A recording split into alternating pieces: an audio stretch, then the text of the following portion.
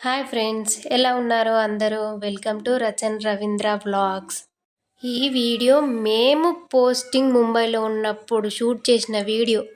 Friends అందరం కలిసి ముంబై నుండి అలీబాగ్ బీచ్ చూడడానికి వెళ్ళాం. ముంబైలోనే చాలా బీచెస్ ఉన్నాయి.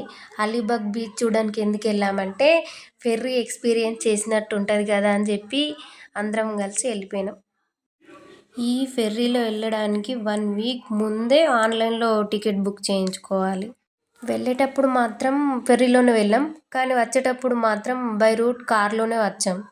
కార్ తీసుకెళ్ళడానికి కూడా 1 వీక్ ముందే రిజిస్ట్రేషన్ చేయించుకోవాలి. మనం ఫెర్రీలోనే వెళ్ళి రిటర్న్ ఫెర్రీలోనే రావచ్చు, కానీ ఫెర్రీ డ్రాపింగ్ పాయింట్ నుండి బీచ్కి వెళ్ళడానికి మనకు 15 కిలోమీటర్స్ పడుతుంది. అందుకే కారు ఉన్న వాళ్ళు కారు, బైక్ ఉన్న వాళ్ళు బైక్ తెచ్చుకుంటారు ఎక్కువ మంది. లేదు అంటే అక్కడికి వెళ్ళిన తర్వాత ట్యాక్సీ అయినా తీసుకోవచ్చు. ఈ హెలికాప్టర్ చూసారా, నా కోసం నచ్చినట్టుంది కదా. ఈ ఫెర్రీలో ముంబై నుండి అలీబాగ్ రావడానికి ఎంత ఛార్జ్ చేస్తారో మళ్ళీ అలీబాగ్ నుండి ముంబై రావడానికి కూడా అంతే ఛార్జ్ చేస్తారు. మళ్ళీ ఇందులో ఏంటంటే కార్ తీసుకెళ్ళిన వాళ్ళకు 7 సీటర్ తీసుకెళ్ళిన వాళ్ళకి వేరే ఛార్జ్ చేస్తారు, 5 సీటర్ తీసుకెళ్ళిన వారికి వేరే ఛార్జ్ చేస్తారు. మనం ఈ అలీబాగ్కి కార్లో వెళ్ళి కార్లో రావచ్చు, కానీ ఉన్నప్పుడు ఏదైనా యూజ్ చేసుకోవాలి కదా, అందుకోసమే ఫెర్రీ ఎక్స్పీరియన్స్ చేయడానికి అందుకోసమని అందరం ఫెర్రీలోనే వెళ్తున్నాం. కానీ వచ్చేటప్పుడు మాత్రం మళ్ళీ అందరం కార్ తీసుకొని వచ్చేసినాం. ఈ ఫెర్రీలో వెళ్ళినప్పుడు 1 అవర్ టైం మాత్రమే పట్టింది, కానీ మళ్ళీ మేము రిటర్న్ వచ్చేటప్పుడు మాత్రం కార్లో వచ్చినప్పుడు 2-3 అవర్స్ మాత్రం పట్టింది. రూటు వేరే ఉంది, అందుకే మాకు డిస్టెన్స్ ఎక్కువ పట్టింది.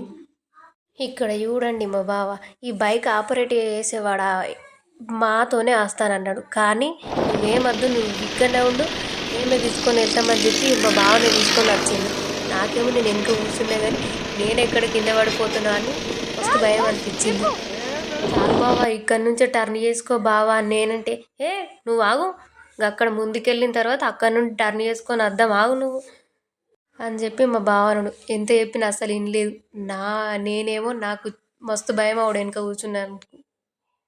ఇంకా అక్కడ చాలా స్పోర్ట్స్ గేమ్స్ ఉన్నాయి. హార్స్ రైడింగ్ ఉంది, కెమెల్ రైడింగ్ ఉంది, ఇంకా చాలా రైడ్స్ ఉన్నాయి, కానీ మేము ఇది ఒక ట్రై చేసి వచ్చేసినాం. మేము వెళ్ళింది దీపావళి టైంలో. ఇక రిటర్న్ వచ్చేటప్పుడు దీపావళి షాపింగ్ చేసుకొని మళ్ళీ వెంటనే రిటర్న్ వెళ్ళాలని చెప్పి తొందరగా రిటర్న్ అయినాం. మళ్ళీ కార్లో వెళ్ళాలి కదా, లేట్ అయిపోతుందని చెప్పి తొందరనే రిటర్న్ అయినాం. ఇక్కడ మా బావుడు ఫోటో తీ బావ అంటే వీడియో తీసిండు. ఇక పిల్లలు కాసేపు బీచ్లో ఆడుకున్న తర్వాత ఇక్కడ పిల్లలు భయపడేంతగా నీళ్ళు కూడా లేవు, ఎందుకంటే సముద్రం మధ్యలో ఏదో టెంపుల్ ఉంది. ఈ వాటర్ నుండి టెంపుల్ దాకా నడుచుకుంటూ వెళ్తున్నారు నీళ్ళలోనే. టెంపుల్కి బోట్లో వెళ్తున్నారు, కానీ ఎక్కువ మంది మాత్రం నడుచుకుంటూనే వెళ్తున్నారు. ఇక్కడ ఇంకోటి ఏంటంటే అలలు కూడా రావడం లేదు, అందుకే మనం ఎంత లోపలికి వెళ్ళినా కూడా సేమ్ లెవెలే అనిపిస్తుంది. పిల్లలు ఆడుకోవడానికి మాత్రం చాలా కంఫర్టబుల్గా ఉంది, పెద్దవాళ్ళకి మాత్రం ఎంజాయ్ చేయడానికి అయితే ఏం వీలు లేదు. ఇక్కడ పిల్లల్ని ఇద్దరిని బాగానే తీసుకెళ్ళిండు, నేను మాత్రం లోపలికి రాలేదు. ఎందుకంటే అక్కడ డ్రెస్ చేంజ్ చేసుకోవడానికి కంఫర్టబుల్గా ఏం లేదు. మళ్ళీ వెళ్ళేటప్పుడు షాపింగ్ చేద్దాం అనుకున్నాం కదా, ఇక మళ్ళీ తడి బట్టలతోని కార్లో ఎక్కరాదని చెప్పి నేను లోపలికి అస్సలు వెళ్ళలేదు. ఇక పిల్లలు మాత్రం బాగా ఎంజాయ్ చేసారు, ఎందుకంటే ఈ బీచ్ వాళ్ళకి మాత్రం మస్తు సరిపోయినాయి నీళ్ళు.